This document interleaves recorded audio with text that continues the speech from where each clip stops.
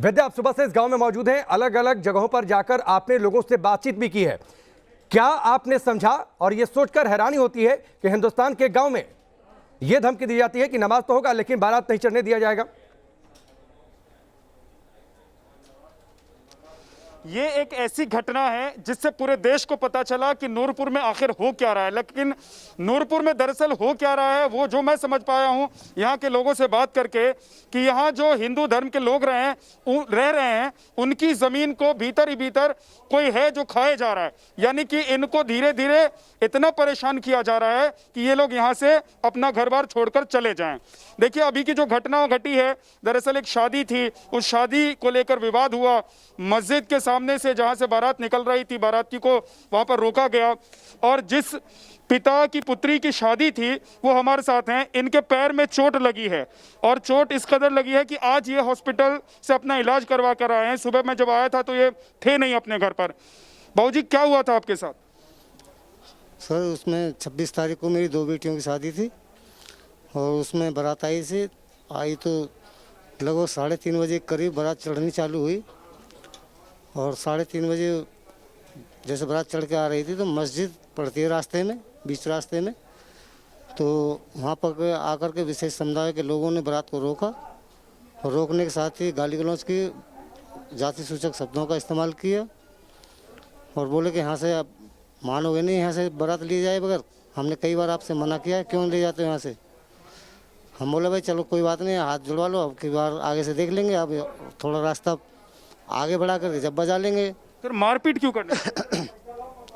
मारपीट हमने जब उनके हाथ जोड़े नहीं माने, मस्जिद में से और कुछ उस्मान दूधिया का घर है वहाँ पे, उसमें से उन्होंने लाठी डंडे निकाले और आकर के गाड़ी के आगे खड़ा होकर के गाड़ी के मारपीट की। देखिए, अब राकेश, बात यह है कि यहाँ पर ना मैं देख रहा हूँ लगातार सुबह से हर एक पार्टी के प्रतिनिधि आ रहे हैं, टीमें आ रही हैं अलग अलग पार्टी की तरफ से और यहाँ से लोगों से बात की जा रही है। अभी बीएसपी के कुछ नेता यहाँ पर आए हुए हैं, प्रतिनिधि दल के कुछ लोग यहाँ पर आए हुए हैं, उनसे भी जरा बात कर लेते हैं। सर, आप लोग यहाँ पर क्यों आए?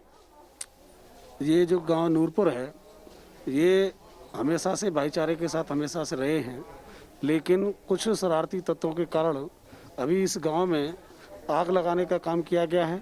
हम पुनः इस गांव में जाटव और मुस्लिम समाज के लोग रहते हैं, उनमें भाईचारा बनाने के लिए इधर हम इकट्ठा हुए हैं।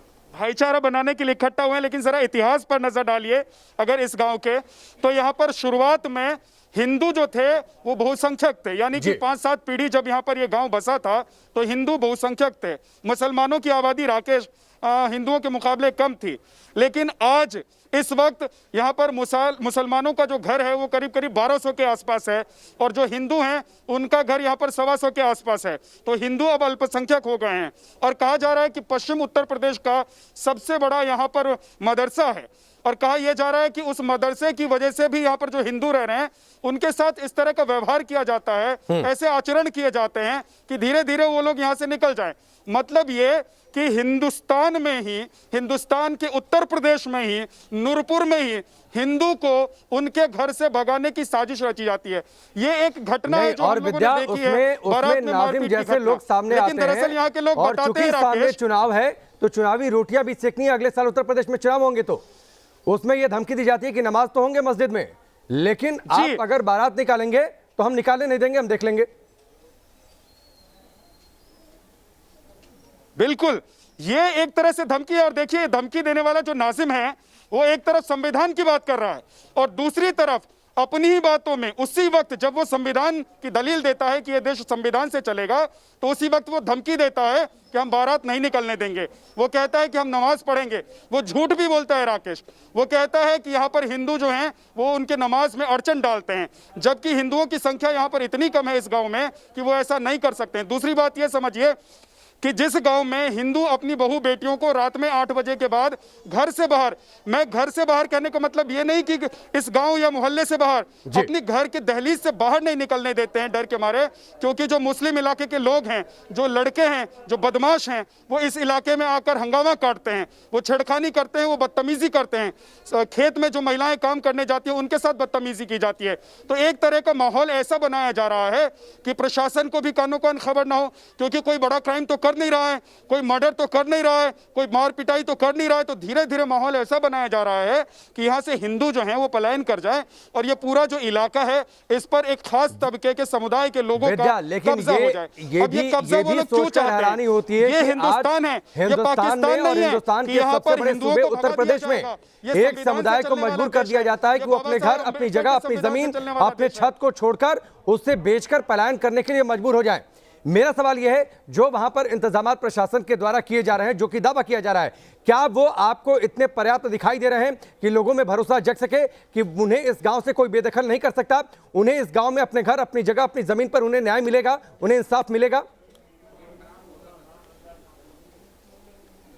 देखिए, आंख में धूल झोंका जा रहा है क्योंकि लोग ना अभी सवाल यही कर रहे हैं। जब हमने इससे पहले अपना शो किया यहाँ पर, उसके बाद लगातार मेरे पास ट्वीट आए कि जिस प्रदेश के मुख्यमंत्री योगी आदित्यनाथ हैं वहां पर इस तरह की घटना क्यों हो रही है। वो तो हिंदुओं की बात करते थे चुनाव से पहले भी और सरकार में आने के बाद भी। तो सवाल यह है कि जिस प्रदेश के मुख्यमंत्री योगी आदित्यनाथ हैं वहां इस तरह की घटना क्यों घट रही है। लेकिन इसके पीछे वजह यह है कि मैंने आपको बताया ना कि यहाँ पर मर्डर नहीं किया जाता है, यहाँ पर धीरे धीरे परेशान करके इन्हें भगाने की कोशिश की जाती है। मैं नहीं, अब सीधे यहाँ पर गाँव के जो लोग हैं उनसे बात करते हैं। बाबूजी बताइए कि क्या होता है आपके गाँव में? हमारे गांव में यही हो रहा है जी कि वैसे तो ये मटर वटर तो करना रहे न, वैसे कुछ और कुछ काम कर रहे, लेकिन धीरे धीरे ये हमारी जड़ों को खुरेद रहे हैं। और वैसे जो बदतमीजी करके ये भगाने के चक्कर में है, 4 परिवार यहाँ से चले गए। भंवर सिंह के चक्कू मारा था, आज अपनी जमीन बेच करके अपनी ससुराल में रह रहा है। जिसका चक्कू मारा था सन 2006 में, वो यहाँ से प्लान कर गया। 3 घर उसके बाद में चले गए यहाँ से। मैं उनकी जमीन भी दिखा दूंगा, घर मकान टूटे फाटे पड़े हैं।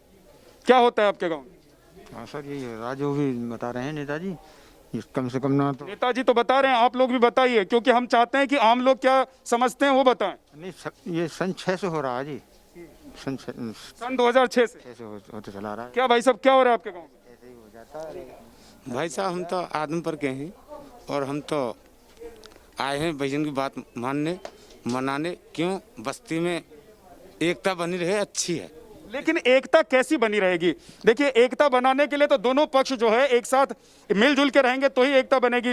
बाबूजी ये बताइए कि एकता है यहाँ पर या आप लोगों के साथ अन्याय होता है?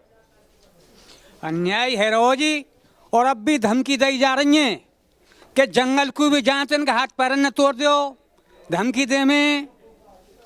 और सिका के आदमी नहीं भेज रहे हैं, उन पर ही धमकी दिखा रहे हैं। जो बड़े बड़े आदमी हैं, कल ही भेजे गए कि तुम बहुत छोटे आदमी हो, तुम गरीब आदमी हो, तुम कर क्या सकते हो, बहुत वहाँ में रहे हो, दुआ सलाम में वो मत करो, तुम कुछ ना कर पाओगे, बहुत छोटे आदमी हो। ये असदुद्दीन ओवैसी की पार्टी का जो नाजिम नाम का ये नेता है, दरअसल ये टप्पल का ही रहने वाला बताया जाता है। यार क्या दिखा रहे हो तुम यहाँ पर? ये आप कौन है? आप कौन है? टप्पल से बीएसपी पार्टी से हूँ यार। आपके बारे में नहीं कह रहा हूँ, आप बीएसपी पार्टी से हो? टप्पल का थोड़ी इधर आओ, इधर आओ, इधर आओ। इनकी शक्ल देखिए, ये वो नेता नहीं है जिनका मैं नाम ले रहा हूँ, लेकिन उसका नाम भी नाजिम है। यस, तो मैं टप्पल से हूँ, मैं बीएसपी पार्टी का वो भी नाजिम जो है वो टप्पल से ही है। मुझे कुछ टप्पल से नहीं है। आप क्यों नाराज हो रहे हो? वो टप्पल से नहीं है। कहाँ से है वो? मैं तो टप्पल से हूँ खुद। अरे वो कहाँ से जानते हैं? मुझे आई डोंट नो। तो बैठ जाइए फिर। ये नहीं है, इनकी शक्ल देख लीजिए, क्योंकि इनकी नाराजगी है कि इनका नाम, आपका नाम मैच कर रहा है, लेकिन आप वो शख्स नहीं है। बैठ जाइए, वो भी नहीं है। बैठ जाइए। लेकिन ये जो है राकेश, दरअसल ये जो नाजिम नाम का नेता है, जो असदुद्दीन ओवैसी की पार्टी का नेता है, कहते हैं यहाँ के लोग कि उसने यहाँ का माहौल बहुत बिगाड़ दिया है। दरअसल वो जिस तरह के बयान देता है, जिस तरह की बातें करता है, भड़काऊ बातें करता है, धमकी देने वाली बातें करता है, वो यहाँ के लोगों को नागवार गुजरती है। यहाँ के लोग कहते हैं कि ऐसे ही 4-5 लोग गिने चुने हुए लोग हैं जो यहाँ का माहौल खराब करने की कोशिश करते हैं। और जैसा कि मैंने आपको बताया कि वो सीधे वार नहीं करते हैं, वो पीठ के पीछे से वार करते हैं, वो आपकी जमीन खोद रहे हैं ताकि आप धीरे धीरे इतने परेशान हो जाएं। जैसा कि आपको अपने पड़ोसी को भगाना हो तो गाली मत दीजिए, लेकिन ऐसी हरकत करने लग जाइए कि आपका पड़ोसी आपके पड़ोस से भाग जाए। ये लड़का है जो मुझे मिला इस गांव में, इस लड़के ने बताया कि इसके ऊपर कई आरोप ऐसे लगा दिए गए हैं जो ये लोग कभी सोच भी नहीं सकते। क्या आरोप लगाया, किसने लगाया? ये एक तो नाजिम ठाकुर है टप्पल से, और एक वो है पंडित पंकज पंडित। इन्होंने नाजिम कौन? वही असदुद्दीन ओवैसी पार्टी वाला जी। वो भी टप्पल से है? नहीं, वो अलग है, वो टप्पल से है। तो इन्होंने मेरे पे इल्जाम लगाया गाय काटने का। ये कह रहे हैं रात को कि हम गाय ले जा रहे थे। इन लोगों ने हमें देखा भी कही है जब देखा है तो हमारी वीडियो भी होनी चाहिए, हर चीज़ होनी तो चाहिए। ये आरोप क्यों लगा रहे हो आप? ये हम पे पता नहीं, ये गांव से भगाना चाहते हैं हमें, इसलिए हमें आरोप लगा रहे हैं या दंगा फसाद करवा रहे हैं। ये दूसरे गाँव से आकर हमारे भाईचारे को ये दंगा फसाद करवाने के लिए डोल रहे हैं। ये देखिए, ये दलितों की बस्ती है और जी। अंबेडकर साहब ने संविधान में कहा था कि आप किसी भी धर्म से हो, किसी भी जाति के हो, किसी भी जगह से आते हो, अगर आप भारतीय नागरिक हैं, अगर आपके पास भारतीय नागरिकता है, तो आप देश में कहीं भी जाकर बस सकते हैं। विद्या, जरा लोगों रोजगार से कमा ये भी सकते पूछिए, हैं, वहां पर रह विद्या सकते जरा हैं और लोगों से तमाम ये भी अधिकार पूछिए आपको कि मिलेंगे। अब वो आगे क्या सोच रहे हैं। दूसरी बात, जो प्रशासन ये भरोसा दे रहा है कि यहाँ पर इंतजाम किए जाएंगे, किसी को गांव छोड़कर जाने की जरूरत नहीं है, तो क्या लगातार अधिकारी गांव के लोगों के संपर्क में है? क्या बातचीत हो रही है? और क्या जो फेथ बिल्डिंग जो मेजर्स होते हैं वो क्या प्रशासन द्वारा पर्याप्त लिए जा रहे हैं?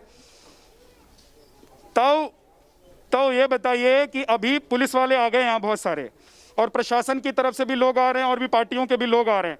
आप लोगों को क्या भरोसा दिया जा रहा है और लग रहा है कि अब आप लोगों की जो परेशानी है वो दूर हुई है? भरोसा कुछ भी ना दिया जा रहा, और वहाँ से फोन है जाए और मुलजिम भग जाए।